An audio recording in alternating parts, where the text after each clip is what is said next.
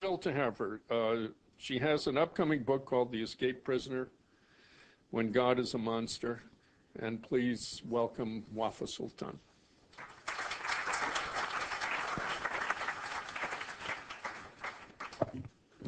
Good morning, everyone. I am very thankful to be here today. I would like to thank Mr. Michael Ladin for inviting me, and I would like to thank each of you for being here today.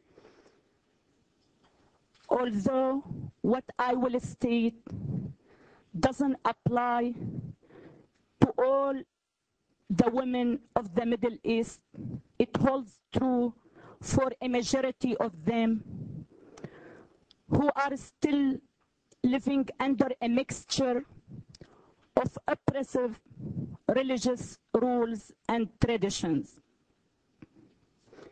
First, I would like to start with this account of a tragic event that took place in 2003 in the Palestinian territories. "Tonight you die," Rufaida. She told the girl before wrapping the bag tightly around her head. Next, Suad sliced Rufaida's wrist, ignoring her muffled plea, "No, mother, no." After her daughter went limp, Suad struck her in the head with a stick. The killing of her sixth-born child took 20 minutes. Suad tells a visitor through a stream of tears. "She killed me before I killed her," said the 43-year-old mother of 9. "I had to protect my children. That is the only way to protect my family's honor." I wanted to open with this chilling account because I thought it will be the most effective way to paint a clear picture of how hellish the lives of some women in the Middle East could become. This is what is commonly known and accepted in that part of the world as a crime of honor. What makes this one so repulsive is that this poor teenager's sin was being raped by her 2 older brothers. What makes it so inhumane is that it is committed by her mother. The strongest love in the world is the one that binds a mother to her child. What made this mother act against her motherly instincts? What made her withstand the sight of her child suffering and begging for 20 minutes? This is another shocking story as reported by BBC in 2002. Saudi Arabia's religious police stopped school girls from leaving a blazing building because they weren't wearing correct Islamic dress, according to Saudi newspapers.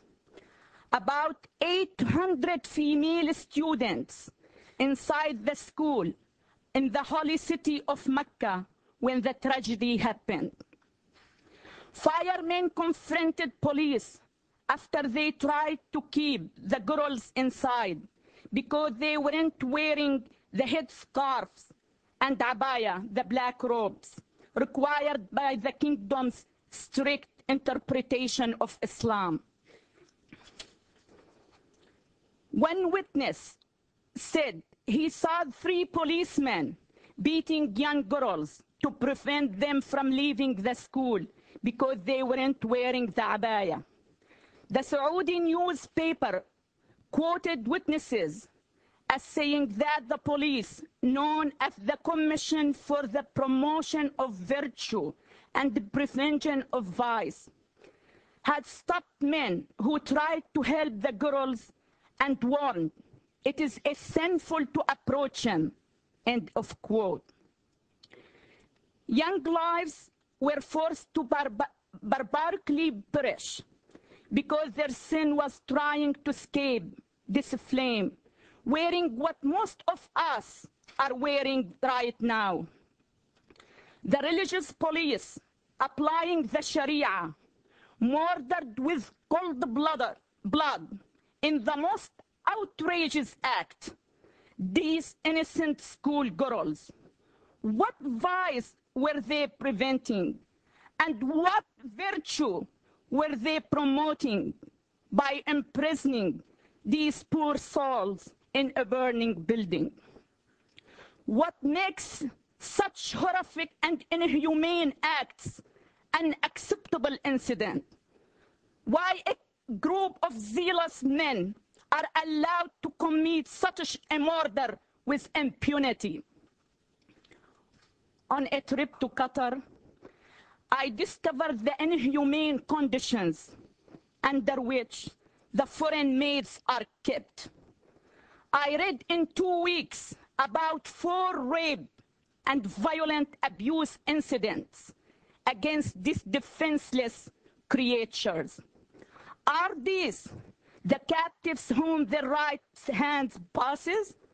Are Muslim men authorized to sexually assault infidel women? The answer will be found once we understand the cultural drives behind these brutal acts.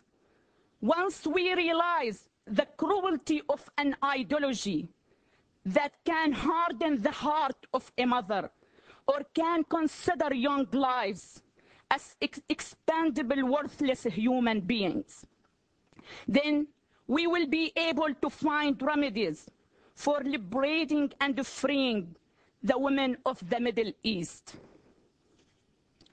In the Middle East, where countries are to different degrees ruled under the Islamic Sharia, grant the males full control over their female relatives' lives, threatening women with divine condemnation in the afterlife and with physical punishment in this life. The Sharia justifies and legalizes for the Muslim men the same abusive acts that are considered criminal in our modern society. In these Sharia-inspired societies, boys are brought up to believe that they are way superior and more appreciated than girls. They are taught that their honor and dignity reside in the bodies of the women around them. They grow up in a culture when men are not supposed to be able to control their sexual desires. They are helpless victims of the seduction of a woman's appeal. So the female is always to blame for any illicit sexual encounter. When a young boy is brought up enjoying preferential